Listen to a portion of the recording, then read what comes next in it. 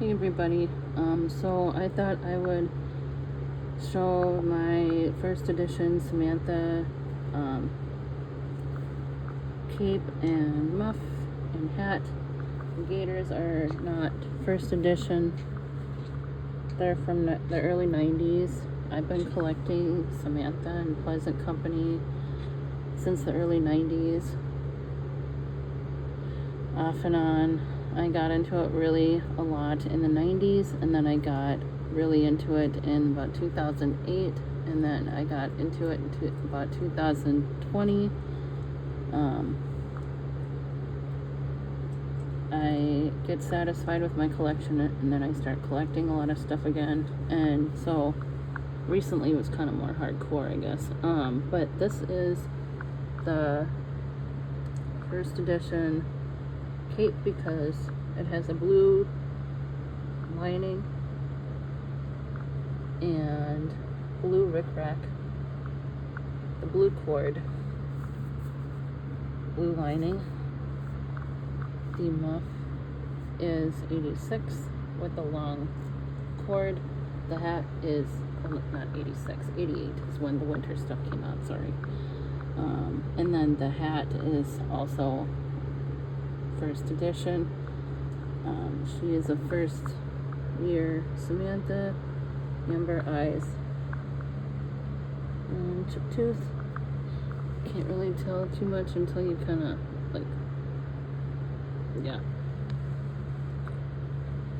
nobody knows if she is September, October, November, December, maybe even August, which I doubt, but you never know.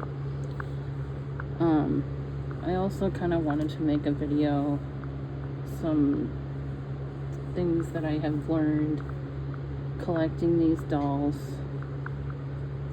being upset, being happy with my collection. My first advice is have a clear vision of what you want your collection to be.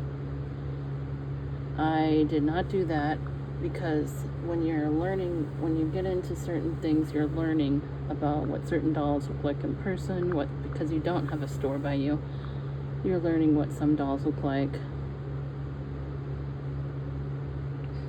You know, when you get them, if you like them in person for a while, if you don't like them, you resell it. You try out different dolls that you think that you're gonna like, but you really don't like it because once you see it, you don't like it. Then for me, I like Pleasant Company and AG. So when I got into it, it was 2020, 2021. I originally was gonna give my things to family members, but then I decided that I liked them still and I didn't care, and I was going to keep them and keep continuing my collection. At the time, I was not into AG. I was strictly into historical, and only a couple of the historical dolls like Samantha and Felicity, Kirsten, and Addie. I did not care about any of the other ones that much, and then when I first started getting into it, it was Truly Me 58 because somebody had used it as Sarah Moore, and so I got it for my birthday, and then it just kind of escalated from there. I really wish that I would have kept a clear vision of what I wanted my collection to look like, and so I would really recommend that you close your eyes and you have a clear vision, because there's so many different collectors out there. There's some collectors that strictly keep their dolls on the shelf and they never play with them. They have 300 or 400 dolls, and some of them they don't want, or some of them they do want. I never wanted to be a collector like that. I never wanted to have that many dolls because I love changing them and I love interacting with them, and as old as I am, I do like to play with them and interact with the furniture and things like that, take pictures. And that's just not the kind of collector that I ever wanted to be, and I always knew that. That's one thing that I am I'm happy that I stuck to. One thing that I'm not happy that I ended up doing was really getting into the whole AG thing, because that really escalated into a lot of the doll clothes. I got a lot of Truly Me outfits, I got a lot of mix and match outfits, I got a lot of Etsy outfits, and it just really snowballed. And they are not worth a damn thing online anymore. It's what people want to pay. Some of these dolls are not worth a damn thing online. Some of these dolls are, depends on what people will pay. So that's one piece of advice. The second piece of advice that I would recommend is to not listen to the people that are the experts about pricing. They do know what they're talking about when it comes to items. They know exactly what these items are. They have an idea on what's it worth. So, for the most part, they are correct when it comes to 86 items. However, do not listen to them when it comes to reselling the items. Do not listen to them if you have a budget, because some of them get really, really nasty in some of the groups. I do have a couple of collector doll friends that I'm close with, that I listen to and I talk with, but just be very, very, very careful when it comes to your pricing. Stick to your budget. Do not go anything above your budget. I do not recommend looking day in and day out online. One thing that really upsets me, however, about this, and maybe it's going to end up being kind of like just a talking, ranting thing. I need to look at my 86 Samantha. One thing that really makes me angry is when people talk about their pricing, how they go on and on about how they found a $5 Goodwill Chippy doll. I don't think that will ever happen. Why? Because Goodwill usually doesn't price their dolls that low. I have been to so many different Goodwill and antique shops, never found a doll. The people that say that they found a good deal on Marketplace, they think it's a good deal, but really it's not. These people will say that they find these chippy dolls for, a certain dollar amount, under a certain dollar amount. It happens in every single type of collector group there is. People will say that they found a collector dress for like really, really cheap. People will say that they found a really cheap doll like this. They'll pay $60. I did not pay $60. I will tell you that I don't believe in sharing prices. I think it's obnoxious. I think it's rude. I think it gives people an expectation. It's a false expectation, because I just think it's extremely rude, and I think that it makes people feel like shit, and it makes people regret buying their precious dolls like this one. And some people are willing to spend the money, and some people aren't. Me, I'm willing to spend the money and have less dolls. Currently, I have about 30 to 40 dolls in my collection. I'm very happy with every single one of them. I'm not happy at all with the prices that I paid, but it is what it is, because some people will go down in price, some people will not. I am a collector. I'm not a reseller. I do go through phases, however, of the dolls that I want to keep in my collection. I am on a no-spend January, and I've been doing pretty good with that. I bought only 2 little tiny Ariel dolls that I wanted from my childhood collection, and a shirt from Amazon for the no-spend January. I do regret doing the Ariel thing, but it is what it is. I paid barely any money. I have bought no AG dolls and no Barbie dolls or anything like that. Nothing AG, nothing Barbie.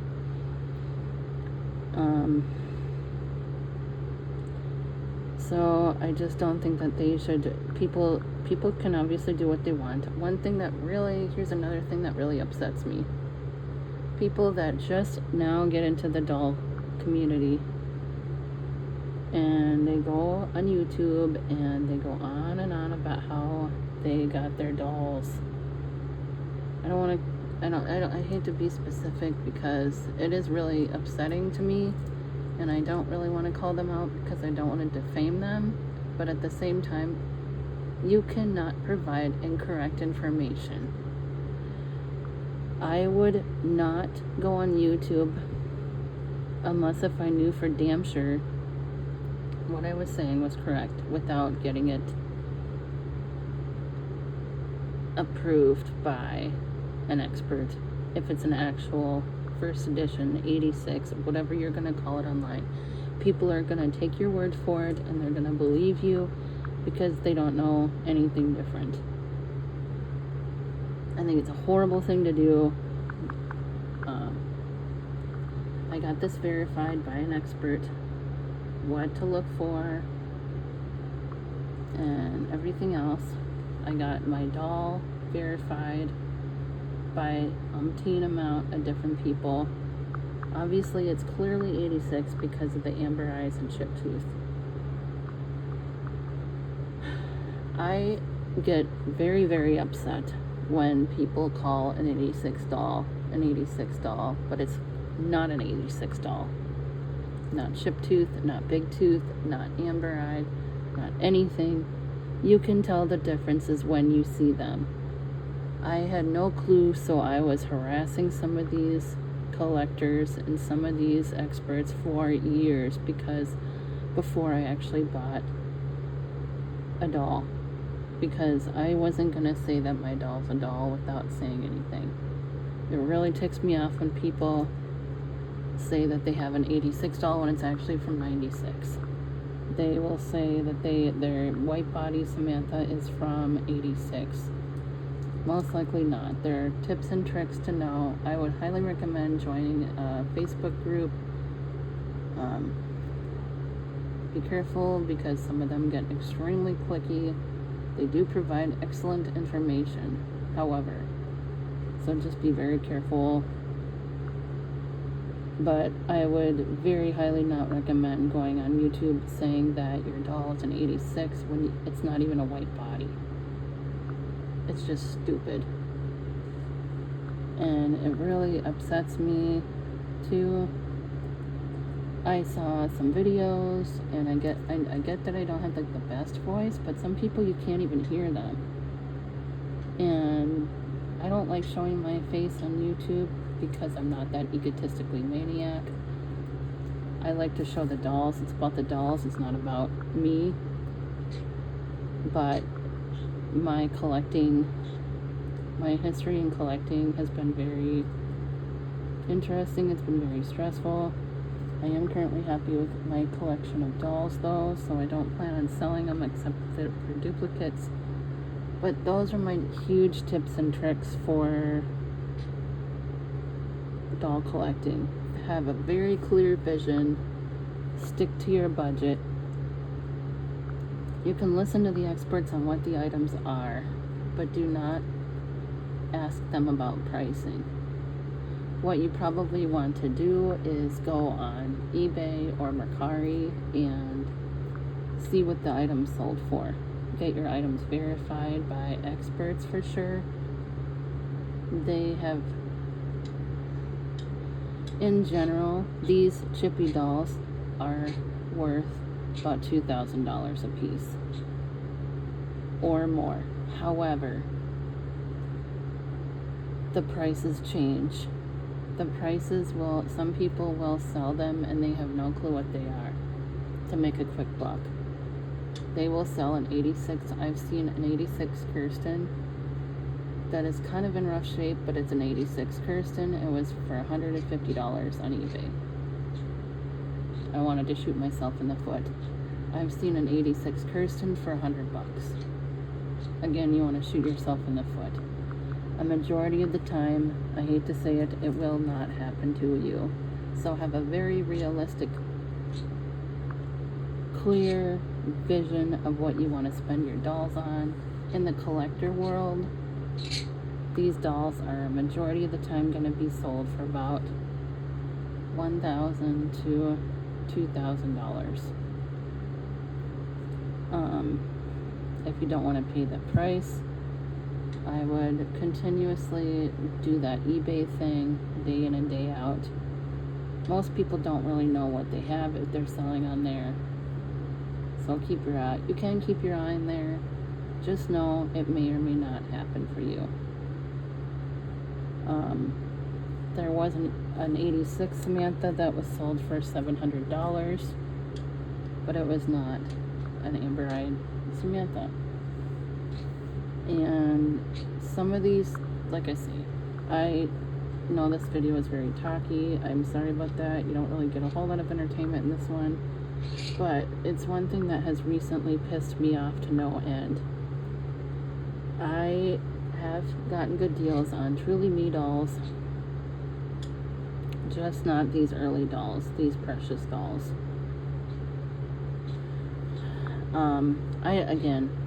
I don't like saying what I paid for these things, but it's just being realistic here. So these precious dolls are worth what you want to pay for them. Don't listen to anyone else.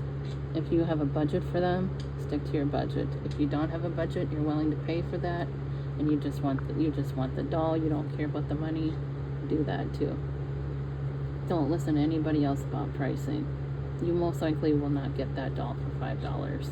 You most likely will not get this doll for $150.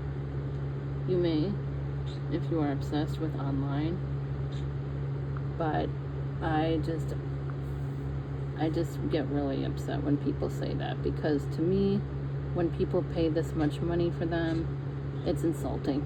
And I also got extremely upset when I was watching a video, people claiming to get their dolls verified.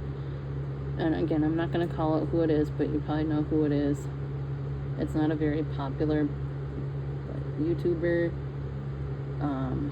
but before you listen to the people on YouTube, get it verified.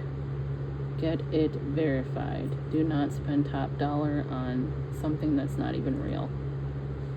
So that's my advice. That's my venting lately, because just sitting back thinking about some things that I spent on, some things that people that I listen to, some people that are just mean on some of these groups. Just be careful and have fun.